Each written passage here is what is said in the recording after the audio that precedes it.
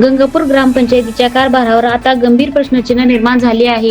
15वा वित्त आयोग तसेच विविध शासकीय योजनांच्या निधीच्या वापराबाबत गंभीर गैरव्यवहार, अनियमितता आणि भ्रष्टाचाराचे आरोप करत सुधाकर बाबू, विशेष म्हणजे एक विकास कामराव बिरादार यांच्या नेतृत्वाखाली शेकडो ग्रामस्थांनी पंचायत समिती समोर प्रशासनाला निवेदन दिले आहे. काम वारंवार दाखवून त्यावर निधी उचलला जात असल्याचा गावकऱ्यांचा आरोप आहे. त्यामुळे नेमके कोणते काम किती वेळा दाखवले, किती निधी मंजूर झाला, किती खर्च झाला याचा संपूर्ण हिशोब प्रशासनाने जनतेसमोर द्यावा अशी मागणी करण्यात.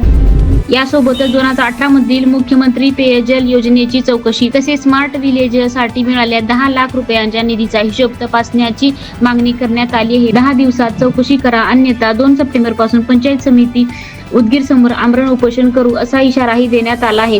आता प्रशासन गंगापूर ग्रामपंचायतीच्या निधीचा हिशोब कधी देणार याकडे संपूर्ण गावाचे लक्ष लागले आहे. नमस्कार, मी सुधाकर बाबूराव बिराददार, माजी सरपंच गंगापूर.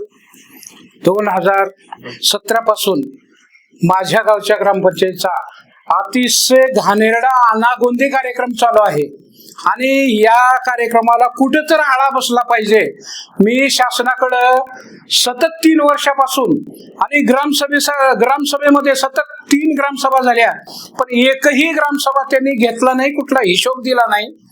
आणि वर्ष संपत आले, 7 वर्ष संपत आले. यामध्ये शासनाने पाणी पुरवठ्यासाठी कोट्यावधी रुपये दिलाय. शासनाची काही चूक नाही, पण मधल्या भांडवलाची फार मोठी चूक आहे. हे भांडवल पैसे खाऊन गंड होऊन गेलेत. तर माझं म्हणणं हे आहे की बाबा ह्यांना हिशोब द्या, पण हे लोक हिशोब देत नाहीत. म्हणून माननीय BDO साहेबांना मी आज माझ्या गावचे 50 लोक, 100 लोक असतील, मी लोकांची काही संख्या मोजली नाही, पण आम्ही सर्वांनी जाऊन आज निवेदन दिलेलं आहे.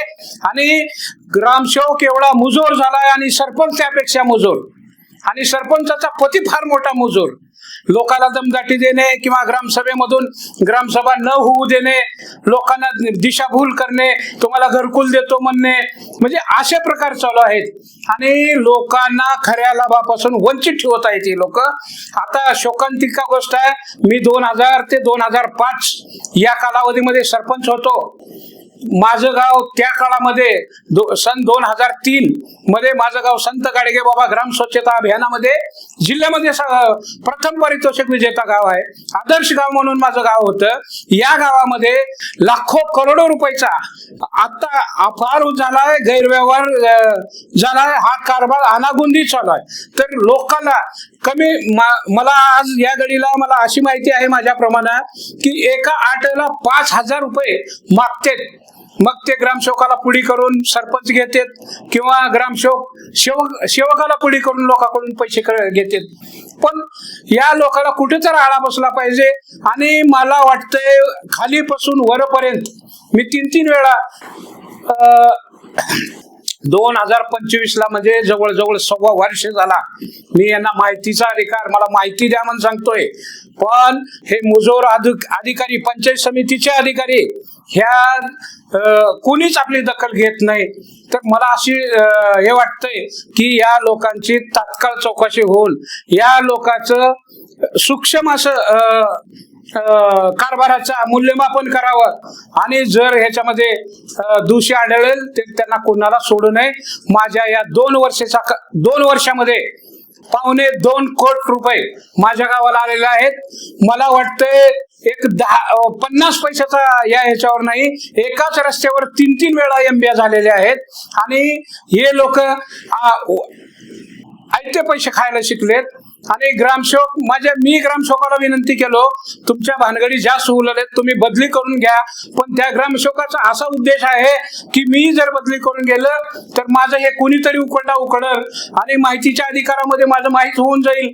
यासाठी मी तिला विनंती करून सुद्धा ती बदली करून घेत नाही. आणि मुद्दाम पैसे खाण्यासाठी माझ्या गावामध्ये लोकांना पिण्याचं पाणी नाही साहेब. 2 वर्षापासून पिण्याचं पाणी मिळत नाही. तर माझ्या गावातल्या ह्या ग्रामसभेच्या अगोदर महिलांनी स्वतः जाऊन पाईप तोडून आणले, ज्याची किंमत म्हणजे पाईप तोडले आणि पिण्याचं पाणी 2 वर्षापासून नाही. काय करते तो फिल्टर गावाला आलं, फिल्टर सुद्धा गावामध्ये फिल्टर असून लोकांना पाणी नाही. माझं गाव 75% प्रायव्हेट बोरच्या ह्याच्यावरून शेतकऱ्याला पैसे देऊन पिण्यासाठी पाणी वापरतात आणि त्याच गोरगरिबाला तो शेतकरी पाणी देतो, फुकटात पाणी देतो. आणि ह्या लोकांनी अधिग्रहण केल्यात, पण अधिग्रहण अमक्याचा बोर केला, तमक्याचा बोर केला, कसलाच थांगपत्ता यांनी सांगितले नाहीत. ते अधिग्रहणाचे पैसे तुम्ही अर्धे आम्ही अर्धे म्हणून असं म्हणजे जनतेची ससे होलपट करून टाकल्यात या लोकांनी. तर मला वाटतं माननीय वरिष्ठांनी याची नोंद घ्यावी आणि या लोकांना कडक म्हणजे अतिशय कडक अशी शिक्षा करावी ही माझी नम्र विनंती आहे.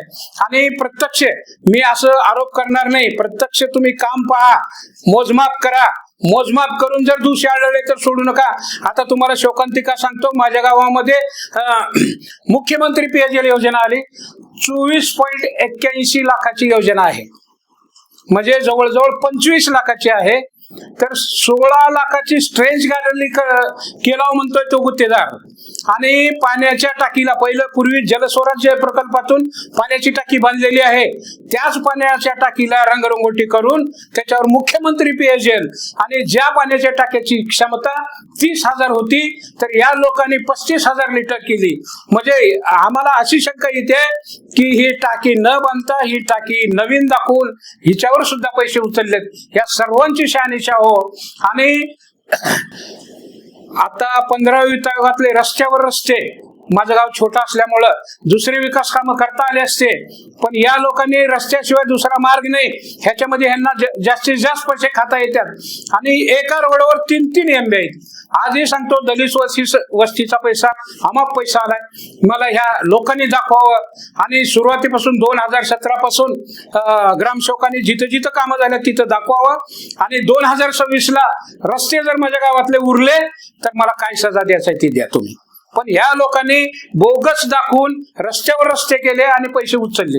तर या बाबतीत मला शासनाला एवढीच नम्र विनंती आहे की ताबडतोब या लोकांची चौकशी लावून आम्हाला दूध का दूध, पाणी का पाणी करून द्यावं, हीच गावकऱ्याच्या वतीनं माझी शासनाला नम्र विनंती राहील. धन्यवाद.